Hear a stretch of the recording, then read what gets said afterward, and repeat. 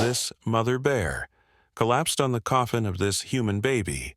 The reason was shocking. Let us know where you're watching from. If you love my content, consider supporting it with a super thanks. Every bit of your support helps us create even more amazing stories for you. The small village of Pine Hollow, nestled against the edge of evergreen forest, had never seen such a sorrowful day.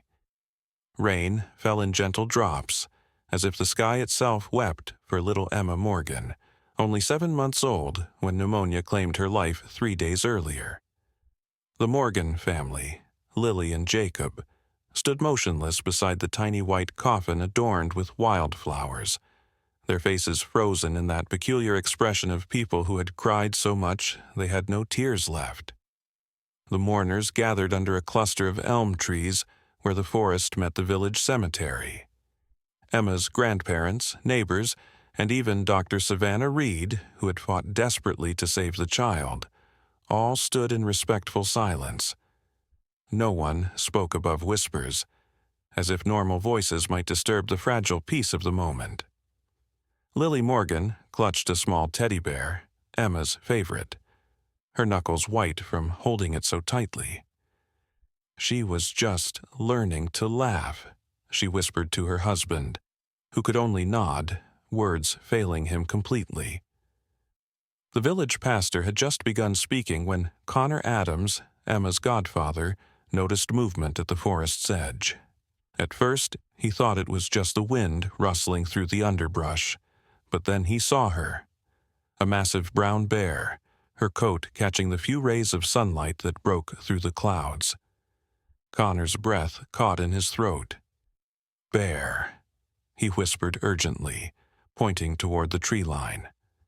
The word rippled through the gathering like a stone dropped in still water. Parents pulled children close. A few men stepped forward protectively. Dr. Reed gripped her phone, ready to call for help. "Don't make sudden movements," she cautioned, her medical training kicking in. "Bears rarely approach humans without reason." But this bear seemed different. She moved deliberately, her eyes fixed not on the people but on the small white coffin. There was no aggression in her posture, only what appeared to be, impossible as it seemed, purpose. Jacob Morgan stepped in front of his wife instinctively, though something about the bear's demeanor made him hesitate to shout or make threatening gestures. The bear wasn't charging or showing signs of attack. Instead, she approached with slow, almost respectful steps. "That's the bear from the North Ridge," whispered Michael Hayes, the local ranger. "I recognize the scar on her flank. She has cubs. I've tracked her, Dan, but I've never seen her this close to the village." As the bear drew closer, something extraordinary happened. She slowed her pace, her eyes never leaving the coffin. Then, when she was just feet away from the stunned mourners, she did something that would leave everyone present questioning everything they understood about the natural world. The massive creature collapsed beside Emma's coffin with a sound that could only be described as a moan of grief. Her large body trembled as she placed one paw gently, so gently it seemed impossible for a creature her size, against the white wood. Lily Morgan gasped, her hand covering her mouth. The mourners stood frozen, a tableau of disbelief and wonder. No one dared speak or move. "What on earth?" Dr. Reed breathed, her scientific mind struggling to process what she was witnessing. The bear's behavior defied explanation. She wasn't threatening or dangerous. She was mourning.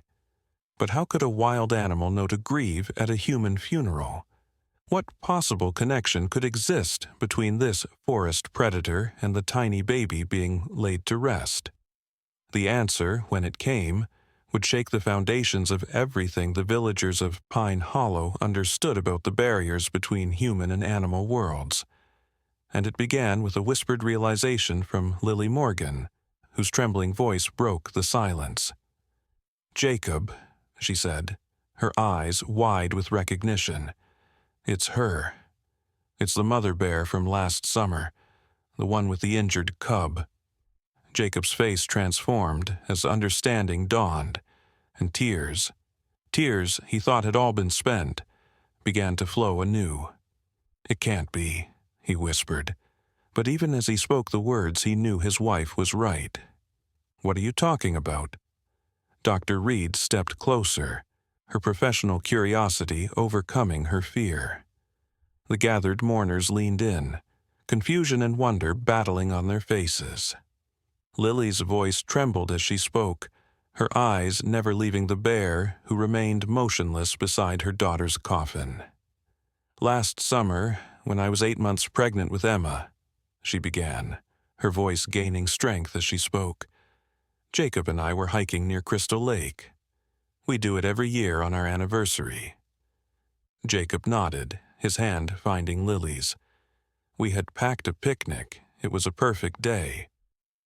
We had just found a clearing to rest when we heard it," Lily continued, her eyes distant with memory. "The most heartbreaking sound I'd ever heard, a high-pitched whimpering coming from nearby."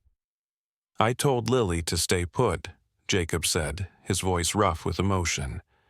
"But you know, Lily—" "I couldn't just ignore it," Lily interrupted, a ghost of a smile crossing her lips. "We followed the sound to a small ravine, and there it was. A tiny bear cub, no more than a few months old, trapped at the bottom. It had fallen about 15 feet and couldn't climb back up." Michael Hayes, the ranger, stepped forward. "Was this near the northern ridge? We had reports of a mother bear becoming increasingly agitated in that area last summer, but we never knew why." "Yes, that's where we were," Jacob confirmed. "We knew the mother had to be nearby, and that made it dangerous. But the cub was clearly injured. Its back leg was bleeding, and it kept trying to climb up and falling back down." Lily's hand moved to her stomach, remembering the feeling of Emma kicking inside her as they'd made their decision. "We couldn't leave it there to die." Jacob fashioned a makeshift harness from our backpack straps, and he lowered me down just enough to reach it. A collective gasp rose from the mourners. The idea of a heavily pregnant woman being lowered into a ravine to rescue a bear cub seemed unthinkable. "You did what?" Connor Adams exclaimed, looking at his friends with new eyes. "It was the only way," Jacob explained. "I'm stronger, but Lily is lighter, and I could brace myself against a tree to hold her weight. And she's always had a way with animals. They trust her." "The cub was terrified," Lily continued, "but somehow I managed to get it to let me pick it up. It was so small, really, no bigger than a medium-sized dog. I wrapped it in my jacket, and Jacob pulled us both up." "That's when we heard the mother," Jacob said, his eyes moving to the bear, who remained collapsed by the coffin, her massive body occasionally shuddering with what could only be described as sobs. "She came crashing through the trees, roaring. I've never been so scared in my life. We thought we were going to die," Lily whispered. "I was holding her baby. In the wild, that's a death sentence." The pastor, who had been silent until now, spoke up. "Yet you're here to tell the tale." "What happened?" Lily exchanged a look with Jacob, both of them marveling even now at what had transpired that day. The mother bear stopped about 20 feet away. She was enormous, just like this one, and she had the same scar on her flank. She stood on her hind legs, towering over us, ready to charge. "I stepped in front of Lily," Jacob said, "for all the good it would have done. But then Lily did something I still can't believe." "I don't know what came over me," Lily said, her eyes filling with fresh tears. "Maybe it was the pregnancy hormones, or maybe it was just mother to mother. But I started talking to her. I told her we were trying to help her baby, that I understood her fear because I had my own baby I was protecting. And then," Jacob continued, his voice filled with wonder, "Lily slowly knelt down and placed the cub on the ground between us and the mother bear." The cub was whimpering, limping on its injured leg, but it started moving toward its mother. The mother bear dropped to all fours, Lily said. She watched us so intently, like she was evaluating our intentions. The cub reached her, and she immediately started examining it, licking its wounds. We backed away slowly, Jacob added. We expected her to leave with her cub, but she didn't. She watched us, and then did something I still can't explain. She nudged her cub toward us again. Dr. Reed's medical mind was racing. The cub's injury, she recognized you were trying to help? That's what we think, Lily nodded. The cut was deep and it needed cleaning. I had a first aid kit in my pack. I don't know what possessed me, but I took out some antiseptic wipes and showed them to the mother bear, like I was asking permission. She stood there watching, Jacob said, his voice hushed with the memory. Not aggressive anymore, just waiting. So Lily approached the cub again, talking softly the whole time, and cleaned its wound while the mother bear stood just feet away. We bandaged its leg with gauze, Lily continued. And then we left some of our food, berries and nuts from our trail mix, on the ground before backing away. The mother bear and cub stayed there, watching us leave. But that's not the end of it, Jacob said, looking around at the captivated faces of their friends and neighbors. 3 days later, we heard scratching at our back door. We opened it to find a small pile of wild mushrooms and berries on our porch, and fresh bear tracks leading back to the forest. Murmurs of disbelief rippled through the gathering. Dr. Reed shook her head. Bears don't bring gifts. That's not documented behavior. We know what we saw, Lily insisted. And it happened twice more that month. Different offerings each time. Pine cones arranged in a pattern, a freshly caught fish.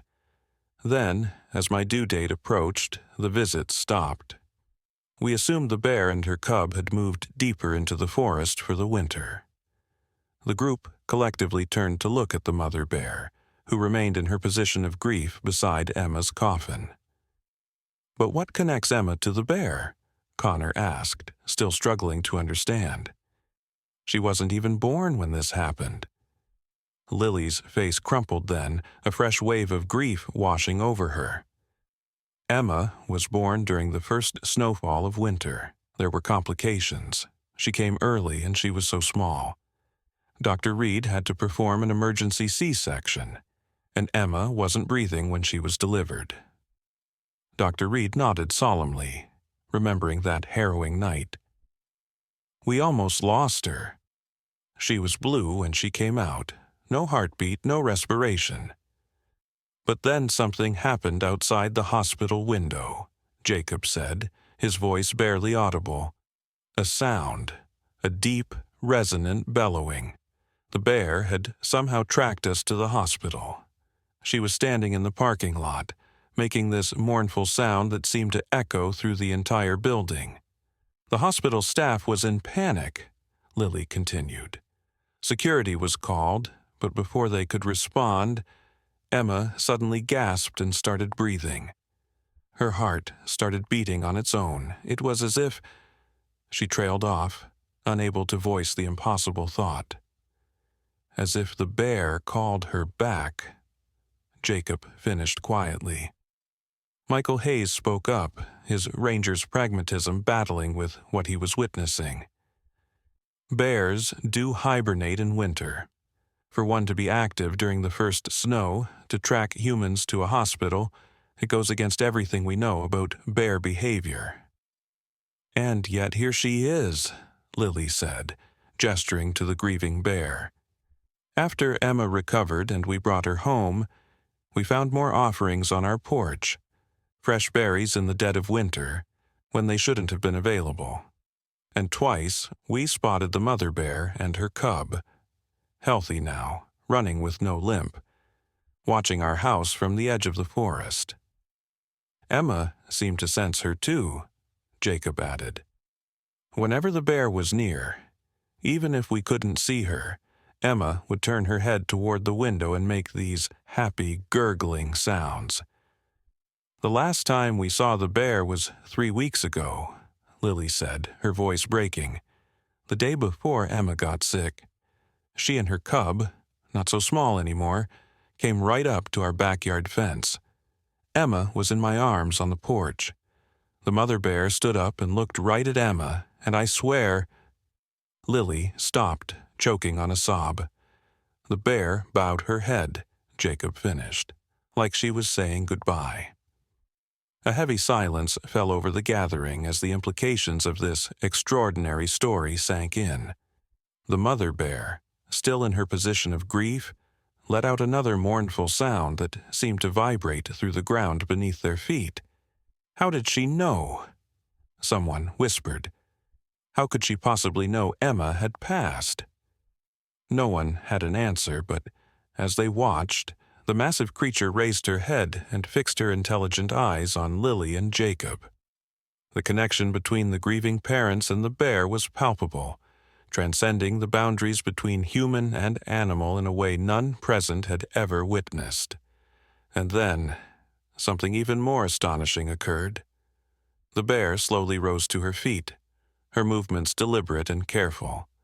She padded to the edge of the forest, looked back once at the coffin, and disappeared briefly into the trees. When she returned moments later, she was not alone. Following behind her, moving somewhat cautiously, was her cub, now nearly a yearling, healthy and strong, the very one whose life had been saved by Jacob and Lily's intervention. The young bear approached, staying close to its mother, and together they returned to the small white coffin. The mourners watched in stunned silence as the mother bear used her powerful paw to gently nudge her cub forward. The younger bear hesitated, then approached Emma's coffin. From around its neck hung something that caught the scattered sunlight, a small glass vial on a leather cord, containing what appeared to be wildflowers and berries.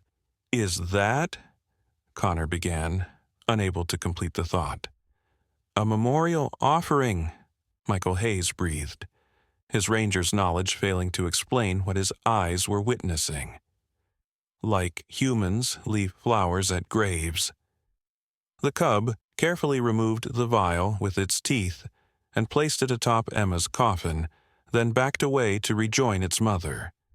Together, they sat in a pose of vigil that mirrored the grieving human parents opposite them. The pastor, after a moment of stunned silence, found his voice. "In all my years," he said quietly, "I have never seen such evidence that love transcends the boundaries we believe exist in nature. Perhaps," he added, looking around at the tear-streaked faces of the congregation, "this is what true grace looks like." Dr. Reed, the woman of science, found herself unable to explain what she was witnessing in clinical terms. "The connection they formed," she murmured, "it goes beyond anything documented in animal behavior. This is something profound." Lily Morgan, moved beyond words, slowly approached the two bears, ignoring the gasps of warning from those around her. Jacob followed close behind, unwilling to let his wife face this moment alone. When they were just a few feet from the animals, Lily knelt down, bringing herself to eye level with the seated mother bear. "Thank you," she whispered, tears streaming freely down her face. "Thank you for coming to say goodbye to her." The mother bear made a soft huffing sound, her dark eyes fixed on Lily's.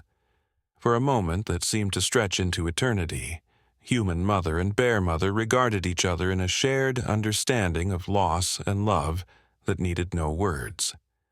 And then the bear did something that would be spoken about in Pine Hollow for generations to come. The story that connected this grieving mother bear to baby Emma was revealing itself. A tale so extraordinary that those present would speak of it in hushed, reverent tones for generations to come. But what happened next would transform their understanding of the natural world forever. The mother bear rose onto her hind legs, towering over Lily and Jacob. There was a collective intake of breath from the mourners, fear momentarily replacing wonder. But instead of any aggressive movement, the bear reached one massive paw toward the sky, as if pointing to something only she could see. Every eye followed the gesture upward. The rain had stopped, and through a break in the clouds, a single shaft of sunlight pierced through, illuminating Emma's coffin in a golden glow that seemed almost otherworldly. "Look," Dr. Reed gasped, pointing to the forest's edge where the beam of light touched the ground. There, impossibly, flowers were pushing through the soil, opening in accelerated growth that defied explanation. Wild bluebells, Emma's birth month flower, unfurled their delicate petals in a perfect circle around the gathering. Michael Hayes stumbled backward, his ranger's logbook falling forgotten from his hands. This can't."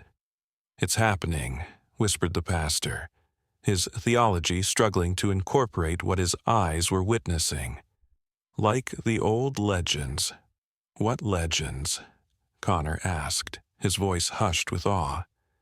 The pastor's eyes never left the mother bear as he spoke. Ancient stories from the indigenous people who first inhabited these mountains. They spoke of spirit bears, guardians who could bridge the gap between the human world and the natural world. Bears who formed sacred bonds with humans and could manifest healing and growth. The mother bear lowered her paw and dropped back to all fours. With deliberate movements, she approached Emma's coffin once more. Lily and Jacob made no move to stop her as she pressed her nose against the small white box and released a breath that seemed to shimmer in the air. "She's blessing her," Lily whispered, understanding flowing through her like a current. "She's guiding her spirit." The bear's cub approached as well, adding its own gentle touch to the coffin. Then, to the astonishment of all present, the mother bear used her powerful claws to dig into the earth beside the burial site. The action should have seemed destructive, but instead carried the unmistakable purpose of ritual. Into the small hollow she created, the bear deposited something from her mouth. A root of some kind, twisted and glowing with an inner light that pulsed like a heartbeat. "Bear root," Michael Hayes identified in a stunned voice. "It's incredibly rare, used in traditional medicine for centuries. It's said to guide souls safely to the afterlife and ensure rebirth." The mother bear covered the root with earth, patting it gently into place. Then she looked directly at Jacob and made a series of soft vocalizations, almost like speech. "What is she trying to tell us?" Jacob asked, his voice breaking. Lily, who had been so connected to this creature from their first encounter, suddenly gasped and pressed her hands to her stomach. "Jacob," she whispered, her eyes wide with shock. I think she's telling us about new life." Dr. Reed stepped forward, her medical instincts taking over. "Lily, are you feeling something physical right now?" Lily nodded, tears streaming down her face. "A warmth, a pulse, the same feeling I had when I first felt Emma move inside me." Dr. Reed's scientific mind raced to explain what couldn't be explained. It's too soon to know for certain, but she's telling us that Emma's spirit will return," Lily said with absolute conviction, her eyes locked with the mother bear's. "Not the same, but connected. A new life growing already." Jacob fell to his knees beside his wife, overwhelmed by the implication. "Is it possible? Are you—" Before Lily could answer, the bear's cub approached her and gently pressed its nose to her abdomen. The touch was feather-light, but carried a certainty that transcended words. The mother bear made a sound of confirmation, her intelligent eyes conveying what seemed impossible. knowledge of a pregnancy too new for even modern medicine to detect. "This goes beyond science," Dr. Reed admitted, her voice thick with emotion. "But I've learned in my practice that there are things we don't yet understand about life and death, about the connections between all living beings." The mother bear and her cub began backing away from the coffin, their purpose apparently fulfilled. They moved with the same deliberate grace that had marked their arrival, pausing at the forest's edge for one final moment of connection. The mother bear raised her head and released a sound unlike any bear vocalization the ranger had ever documented. A musical, multi-toned call that echoed through the trees and seemed to vibrate in the chests of everyone present. The mourners felt tears spring to their eyes, not from grief, but from a profound sense of peace and wonder. Then, with a final glance at Lily and Jacob, the bears turned and disappeared into the dense forest, leaving behind a transformed gathering of humans who would never see the world the same way again. The bluebells continued their impossible bloom around Emma's coffin, creating a living memorial more beautiful than any human-made arrangement. The pastor, finding his voice at last, spoke words that seemed to capture the miracle they had witnessed. "Today, we have been reminded that love knows no boundaries, not between species, not between life and death. Today, we have witnessed grace in its purest form." The funeral concluded with a new sense of hope mingled with the grief. As the small coffin was lowered into the earth, Lily placed her hands on her stomach, whispering a promise to the new life that the bear had somehow sensed growing within her. 3 months later, Dr. Reed would confirm what the mother bear had already known. Lily was carrying twins, a boy and a girl, conceived just days before Emma's passing. And when they were born 6 months after that, the first sound they made wasn't a cry, but a soft musical coo that reminded everyone present of the bear's farewell call. On the twins' first birthday, Jacob and Lily took them to the forest's edge, where they found fresh berries arranged in a deliberate pattern on a flat stone. A reminder that some connections, once formed, transcend all natural laws and logical explanation. And sometimes, on quiet nights when the moon is full, the residents of Pine Hollow report seeing a mother bear and her growing cub standing sentinel at the edge of the forest near the Morgan home. Guardians of a bond that shocked everyone who witnessed it, but continues to inspire a profound reverence for the mysterious connections that exist between all living things. The bear root planted beside Emma's grave grew into a small, unusual plant with luminescent blue flowers that never faded, even in winter.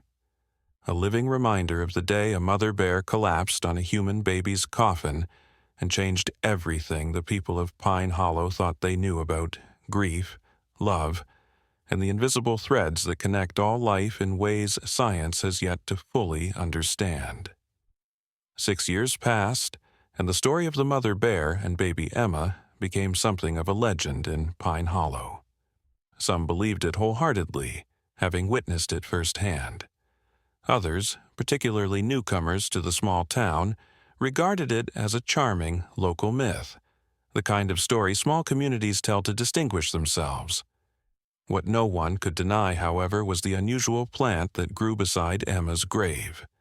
A bear root that blossomed year-round, with flowers that seemed to glow from within on moonlit nights. Lily and Jacob's twins, Luna and Ethan, had grown into curious, bright-eyed children with a connection to nature that seemed almost preternatural. Luna, born 7 minutes before her brother, had Emma's delicate features and a birthmark on her right shoulder shaped remarkably like a small paw print. Ethan, more reserved than his sister, possessed an uncanny ability to sense incoming weather changes and had dreams he could recall with extraordinary detail. Dreams often featuring a mother bear guiding him through unfamiliar forests. Dr. Savannah Reed had kept meticulous records of the twins' development. fascinated by the subtle differences that set them apart from other children. Their spatial awareness is off the charts, she told Lily during their 6-year checkup, and their empathy scores, particularly for animals, are unlike anything I've seen in children their age. They've always been drawn to the forest, Lily acknowledged, watching the twins through the office window as they sat in the waiting room, crafting something from twigs and leaves they'd collected that morning. Sometimes I find them at the edge of our property before dawn, just standing there, watching, like they're waiting for something. Dr. Reed hesitated, then opened a drawer in her desk. "I've never shown anyone this," she said, removing a leather-bound journal. "After what happened at Emma's funeral, I started documenting unusual animal behaviors around Pine Hollow, particularly bears." She opened the journal to reveal detailed notes, sketches, and pasted photographs. "The mother bear, the one with the scar, I've tracked her for these past 6 years." Lily leaned forward, eyes widening at the images. "She's still in the area?" "Yes, but that's not the extraordinary part." Dr. Reed turned several pages. "She's had 2 new cubs since then, unusual for a bear her age, and this—" She pointed to a photo showing the bear standing upright, gesturing with one paw toward the camera. "I set up motion-triggered wildlife cameras near Emma's grave. Every month, on the exact day that corresponds to the funeral, the mother bear visits, sometimes alone, sometimes with her offspring. And she always brings something." The photograph showed small objects arranged in a deliberate pattern on the grave: pine cones, unusual stones, feathers, and what appeared to be medicinal herbs. "She's making offerings," Lily whispered, tears filling her eyes. "There's more, Doctor," Reed said quietly. "The cameras caught this 3 days ago." She turned to the final page, where a photo showed the mother bear and 2 half-grown cubs standing at the forest edge nearest the Morgans' home. Between them stood a much larger bear that Lily had never seen before, massive, with a silver-tipped coat that seemed to shimmer with an almost ethereal quality. "This silver bear? It doesn't match any known species in this region." Michael Hayes sent the images to wildlife experts across the country. "No one can identify it." Lily stared at the image, a strange recognition stirring within her. "The twins have been drawing this bear," she said slowly. "For weeks now. They call it the Guardian." Dr. Reed's professional demeanor faltered slightly. "Lily, I've dedicated my life to science, to understanding the natural world through observation and data. But what's happening here?" She shook her head. "The indigenous legends Michael mentioned at the funeral, about spirit bears that forge connections with humans, I've been researching them. The elders of the Whispering Pine tribe who originally inhabited this valley before European settlers arrived had stories of silver bears appearing only in times of great significance, when the boundary between the human world and the spirit world was about to be breached." A commotion from the waiting room interrupted them. Raised voices and the sound of something heavy falling.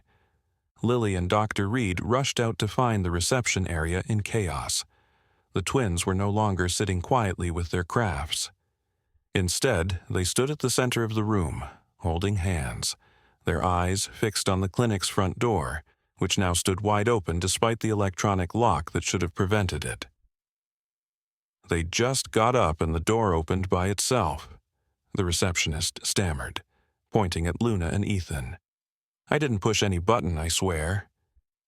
Through the open door, Lily could see dark storm clouds gathering suddenly in what had been a clear blue sky only minutes earlier.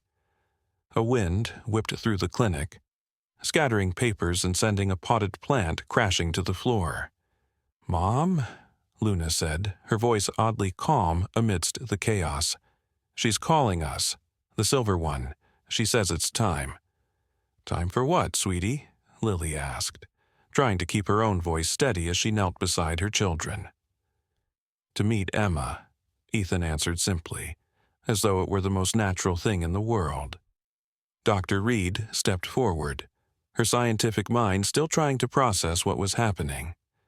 "Ethan, Emma is— we know she's in heaven," Luna interrupted, her eyes reflecting a wisdom far beyond her 6 years. "But the guardian says the veil is thin today. She says we can see her just once if we go to the special place." "What special place?" Lily asked, her heart racing.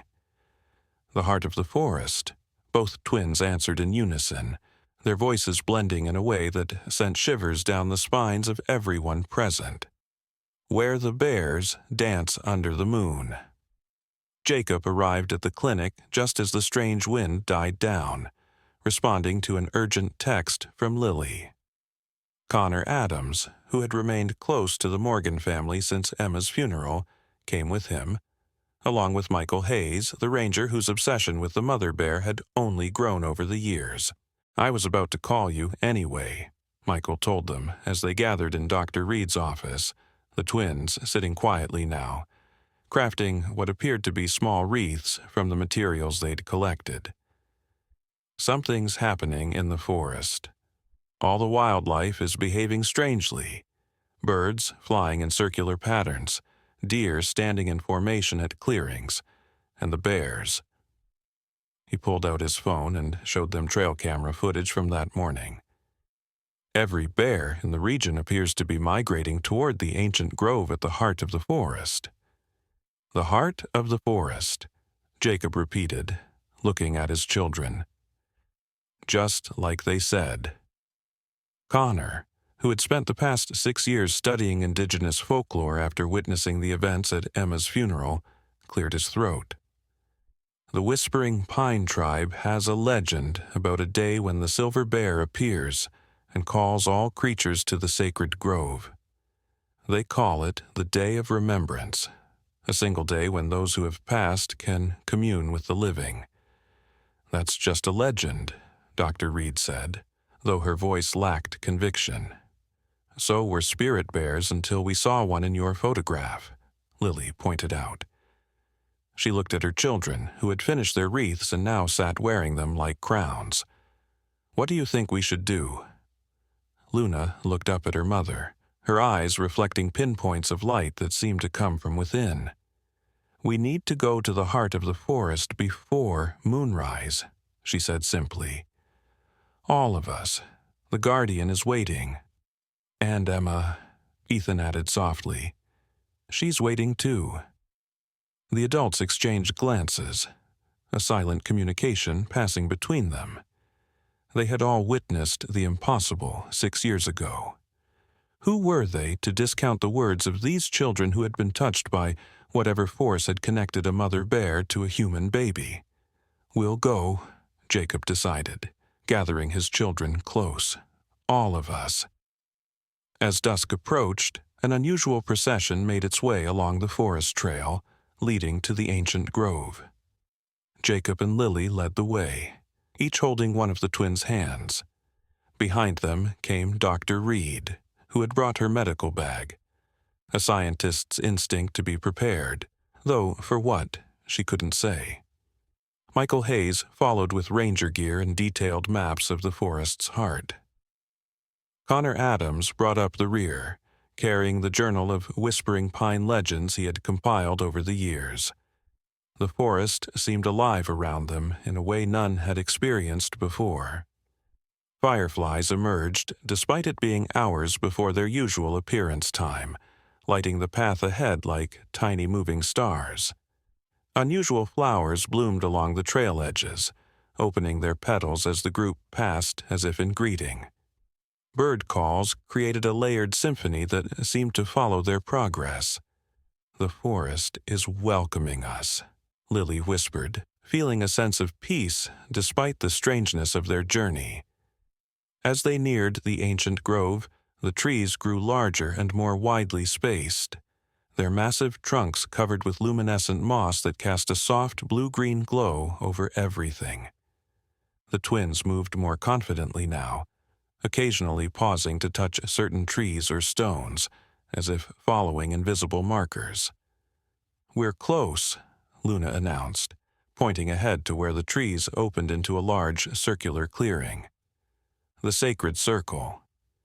They emerged from the trees into a place of breathtaking beauty. The clearing was perfectly round, ringed by 12 enormous oak trees whose branches intertwined overhead to create a natural cathedral. The ground was carpeted with soft moss and small white flowers that resembled stars. At the center stood a flat stone altar, ancient and worn smooth by time, covered with fresh offerings, berries, honey, flowers, and herbs arranged in intricate patterns. And surrounding the clearing, sitting in perfect stillness, were bears, dozens of them, from small cubs to massive adults, all facing the center, all completely silent. Among them, immediately recognizable by the scar on her flank, was the mother bear who had collapsed on Emma's coffin 6 years earlier. Beside her sat the silver bear, from Dr. Reed's photograph, even more magnificent in person, its coat seeming to absorb and reflect the fading daylight in impossible ways. The humans froze at the edge of the clearing, awestruck by the sight. By any normal logic, they should have turned and fled from so many predators. But there was no sense of danger here, only expectation, as if the bears had been waiting for their arrival. "What now?" Jacob whispered, holding Lily's hand tightly. Before anyone could answer, the twins slipped free from their parents' grasp and walked calmly into the clearing. The bears made no move to interfere as the children approached the stone altar at the center. Luna and Ethan removed their woven wreaths and placed them carefully atop the other offerings. The silver bear rose then, moving with impossible grace for a creature its size. It approached the twins, who showed no fear, only reverence. The massive bear lowered its head until it was eye level with the children, and a sound emerged from its throat. Not a growl or roar, but something musical and complex, almost like speech. Luna turned to her parents and the others still standing at the clearing's edge. "The guardian says we need to form the circle," she called, her voice carrying easily in the hushed space. "Everyone must join hands around the altar as the moon rises." Though fear and scientific skepticism battled within them, the adults found themselves moving forward as if drawn by an invisible force.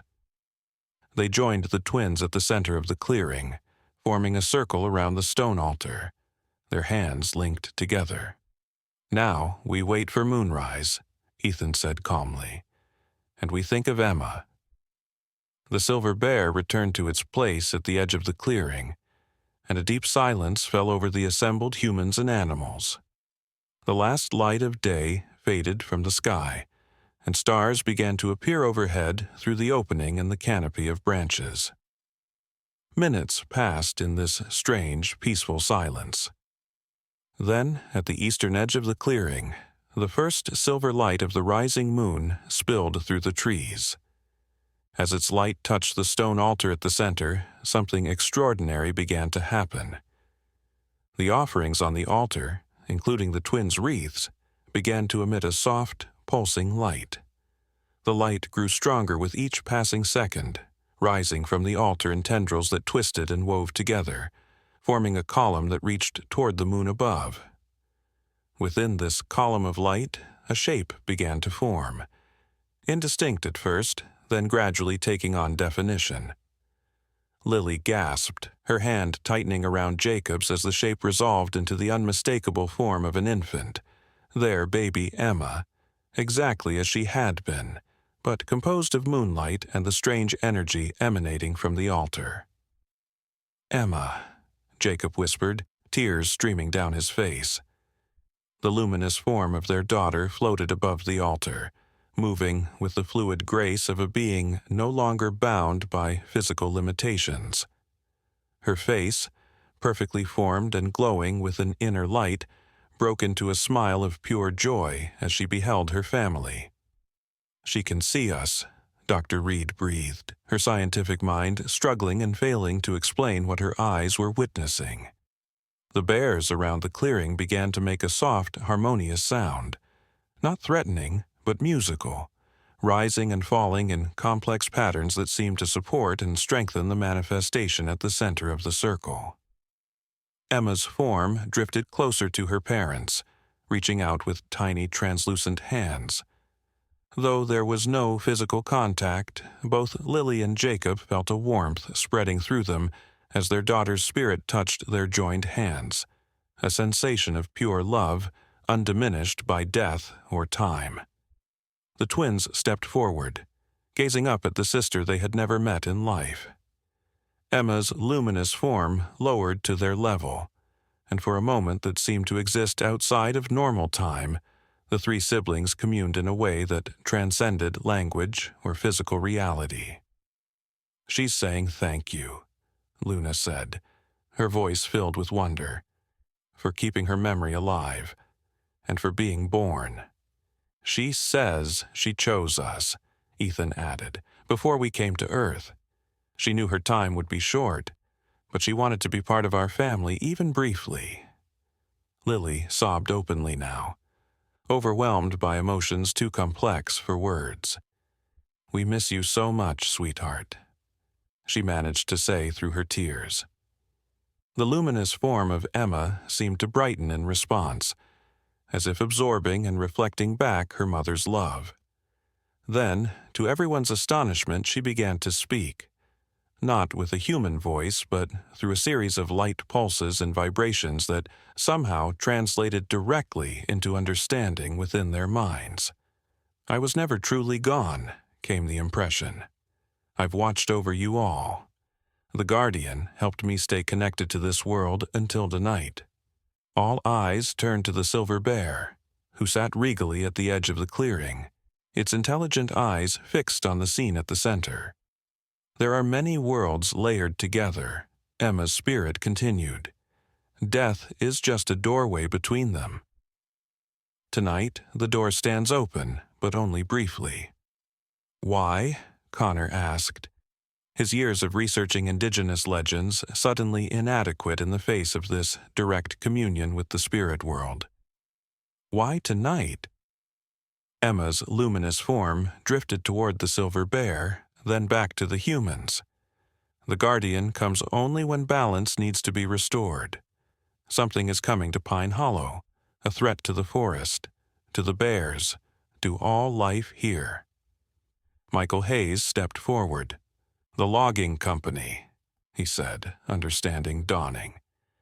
"Northern Ridge Timber just received approval to clear-cut sections of the forest, including parts of the bears' territory." "Yes," came Emma's confirmation. "The ancient connection between humans and bears here must be remembered and honored before it's too late. That's why I was allowed to return tonight, to help you remember the sacred bond." "How can we stop it?" Jacob asked, his grief temporarily set aside in the face of this new threat. "The logging is set to begin next month." Emma's form pulsed with a brighter light, and images flooded the minds of everyone present. Ancient glyphs carved into stone, hidden caves containing artifacts of the Whispering Pine Tribe, legal documents, and maps showing underground springs and rare species habitats that had never been documented. "The evidence you need exists," Emma conveyed. "The Guardian will show the twins where to find it. With it, you can protect this sacred place forever." Dr. Reed, who had connections on the town council, nodded in understanding. "If we can prove the historical and ecological significance, we can petition for protected status." As she spoke, the moonlight began to shift, and Emma's form flickered slightly like a candle in a breeze. "My time grows short," her presence conveyed. "But before I go, there is one more thing you should know." The luminous form of their daughter drifted back to Lily and Jacob, hovering before them with an expression of ineffable love. "I chose when to leave," came the startling impression. "My spirit knew that my departure would forge the bond between our family and the bears, a bond that will now help save them all. My life was brief, but my purpose was fulfilled. Lily's hand went instinctively to her heart. You knew? Even as a baby? Souls are ancient, Emma's presence seemed to say. We understand more than our human minds can grasp. The twins know this too. They remember the before place. Luna and Ethan nodded solemnly, confirming this extraordinary statement. We knew Emma before we were born, Luna said simply. In the Star Meadow. Emma's form began to fade now, the connection weakening as the moon continued its arc across the sky. Remember me, her fighting presence conveyed, but don't grieve forever. I am happy where I am, and I will always watch over you all. Will we ever see you again? Jacob asked, his voice breaking. Look for me in unexpected places, came the final impression as Emma's luminous form dispersed into countless particles of light that swirled around each person present, enveloping them in a warm glow before scattering into the night sky like stars returning to their home.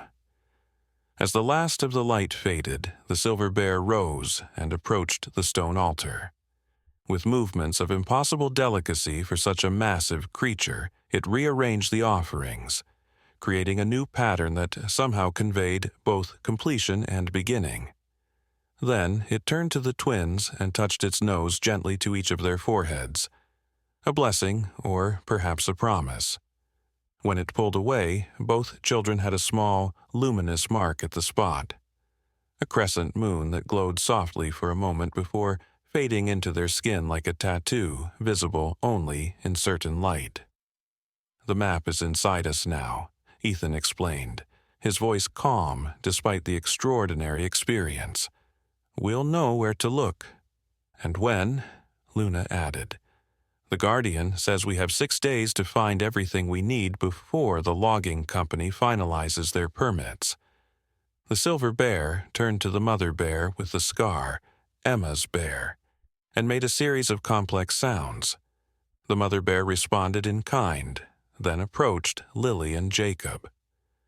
Without fear, they reached out to touch her coarse fur, feeling the connection that had been forged through tragedy and miracle 6 years earlier. She'll help us, Lily said with certainty. She remembers the promise. As if in confirmation, the mother bear gently took Lily's sleeve in her teeth and tugged her toward one of the paths leading from the clearing. Not the one they had arrived by, but another narrower trail that seemed to glow faintly in the moonlight. I think that's our cue, Jacob said, looking around at their small group. Do we follow? Dr. Reed, whose life had been dedicated to scientific understanding, found herself nodding without hesitation. After what we've just witnessed, I think we'd be fools not to. Michael Hayes checked his gear and compass. That path leads deeper into the uncharted sections of the forest. If there are hidden caves or artifacts, that's where they'd be. Connor, clutching his research journal, looked stunned but determined. The legends speak of trials, tests that humans must pass to prove worthy of the bear's secrets. We should be prepared for challenges. The twins, however, showed no concern. The Guardian will protect us, Luna said confidently. And Emma, too.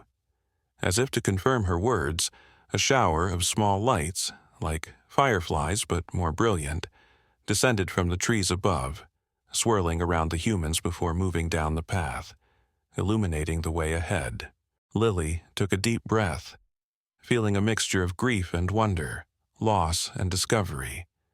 The night had brought an impossible reunion and an unexpected mission. As she looked at her family and friends, at the bears who had formed a connection beyond understanding, and at the path illuminated by what might be her daughter's spirit, she felt something she hadn't expected, hope.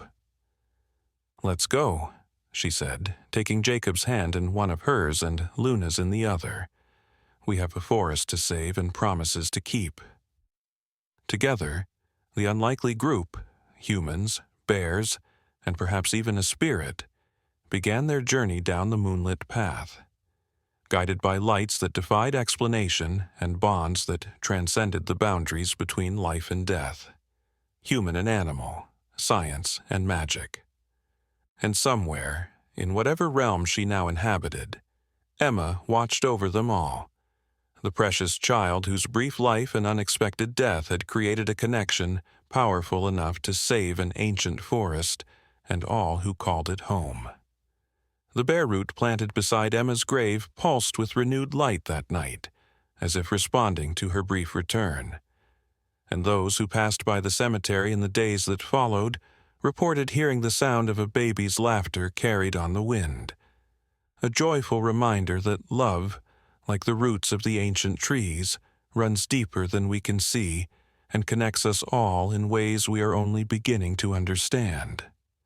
The days that followed unfolded like a dream woven into reality.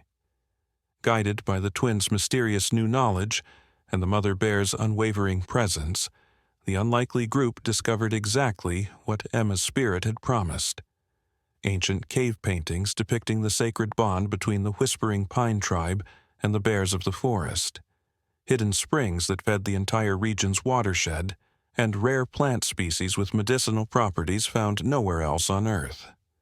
Dr. Reed meticulously documented everything, her scientific mind expanding to embrace mysteries she once would have dismissed. Michael Hayes mapped areas of the forest that had never appeared on official surveys. Connor translated ancient glyphs with trembling hands, recording stories of how the tribe and bears had once saved each other from extinction through cooperation and mutual respect. When they presented their findings to the town council, something remarkable happened. The room fell completely silent as they shared not just their evidence but their story. The extraordinary tale of Emma and the bears, of spirit guardians and ancient connections, of a love that had transcended death itself to protect something precious. "We need more time to verify these claims," the council president said when they finished, though his voice lacked conviction. He had seen the mother bear collapse on Emma's coffin 6 years ago. He had wept alongside everyone else. "The permits are being approved next week," Jacob reminded them. "Once the cutting begins—" "It won't," came a voice from the back of the room. Everyone turned to see the CEO of Northern Ridge Timber standing in the doorway. She walked slowly to the front, her eyes fixed on the twins, who gazed back at her with those unnervingly wise expressions that had become their hallmark. "My daughter had a dream last night," the CEO said, her voice catching. "She's 6 years old. She told me a baby made of moonlight visited her and showed her what would happen if we cut down the sacred trees. She placed a child's drawing on the table, crude but unmistakable images of bears disappearing, springs drying up, and a forest consumed by fire. At the bottom, written in a child's uneven scrawl, 'The guardian bears will leave forever.'" The CEO looked around the room. "I came here planning to fight for our permits. Now I'm withdrawing our application entirely." She turned to Lily and Jacob. "I lost a child 2 years ago, my son. He would have been 15 now." Her eyes filled with tears. "Sometimes I think I hear him laughing when the wind blows through the trees behind our house." Lily embraced her. Two mothers connected by grief and something more. Understanding that love never truly ends, it just changes form. Within months, Pine Hollow Forest Sanctuary was established, protecting not just the ancient grove but thousands of acres surrounding it. The founding document, signed by the town council, tribal representatives, and even Northern Ridge Timber, included a simple dedication. "In memory of Emma Morgan, who taught us that the bonds of love transcend all boundaries." Years passed. The twins grew tall and strong, never losing their special connection to the forest and its guardians. Luna became a renowned wildlife biologist, pioneering research into animal communication and consciousness. Ethan quieter but no less extraordinary, became a painter whose images of bears and forests seemed to glow with an inner light that art critics couldn't quite explain. Dr. Reed published papers that challenged conventional understanding of animal cognition and grief, carefully documenting the continuing behaviors of the mother bear and her offspring, who maintained their inexplicable connection to the Morgan family. Though some in the scientific community were skeptical, those who visited Pine Hollow and witnessed the bears themselves left with questions that textbooks couldn't answer. Michael Hayes established a ranger program that combined modern conservation techniques with the indigenous wisdom Connor had helped recover, creating a new paradigm for forest management that spread to other communities facing similar challenges. And Lily and Jacob? They found peace, not the absence of grief, but its transformation into something that nourished rather than depleted them. Each year, on Emma's birthday, they followed the luminescent path to the heart of the forest, where bears would gather in silent communion. Sometimes, if the light was just right, they caught glimpses of a small, glowing form dancing among the fireflies. On the twins' 18th birthday, as the family gathered at the edge of the forest for their traditional celebration, the silver guardian bear appeared once more, a rare occurrence now, seen only at moments of significant transition. "What does it mean?" Jacob asked his now-grown children, gray streaking his once dark hair. Luna and Ethan exchanged a look of understanding. "Emma is moving on," Luna explained gently. "Her work here is complete. The forest is safe, the connection restored.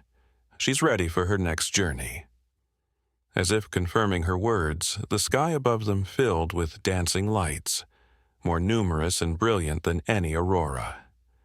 The lights swirled and pulsed, forming briefly into the unmistakable shape of a young woman with Emma's smile before dissolving into the stars. The silver bear approached Lily and Jacob, touching its nose gently to their hands in blessing. Then it raised its massive head toward the light show above, releasing a sound that resonated through the forest and seemed to vibrate within each person's chest, a sound of both farewell and celebration. "She's happy," Ethan said simply, tears streaming down his face despite his smile. "She wants us to be happy too." That night, as the family walked home together under a canopy of stars, Lily noticed something extraordinary. The bare root that had grown beside Emma's grave for 18 years had spread, not just in the cemetery, but throughout the forest, throughout the town, even growing in window boxes and garden beds far from where it had first been planted. Each plant glowed with a soft blue light, connecting the entire community in a living network of luminescence. "Look," she whispered to Jacob, pointing to the phenomenon. He nodded, understanding without words. Emma's legacy hadn't ended. It had multiplied, spreading from one point of grief to become a constellation of connection that would endure for generations.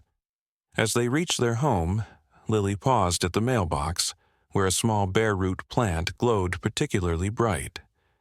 She knelt beside it, touching one of its luminescent blooms. "Thank you," she whispered. "To Emma, to the bears, to whatever force wove the invisible threads that had transformed their lives. Thank you for teaching us the most important lesson of all."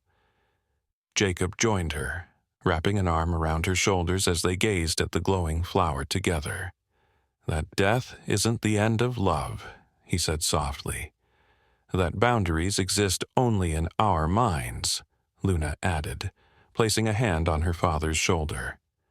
"That what seems like an ending," Ethan continued, completing the circle around the small glowing plant, "is often the beginning of something even more beautiful," Lily finished. Above them, a single star seemed to pulse in response, sending down a beam of light that illuminated their joined hands for just a moment before returning to the tapestry of the night sky. A final blessing from a child whose brief life had created ripples of connection, compassion, and change that would continue long after her story had been told. In Pine Hollow, they still tell that story, of the mother bear who collapsed on a baby's coffin, of the family who turned grief into purpose, of the forest saved by a love that refused to be limited by the boundaries between species, between life and death. They tell it not as a tragedy, but as a reminder that in our most broken moments, we sometimes discover the most profound truths, that we are all connected in ways we cannot fully comprehend. That love, in its purest form, transcends every boundary we believe to be fixed and immutable. That even the briefest of lives can leave an eternal imprint on the world.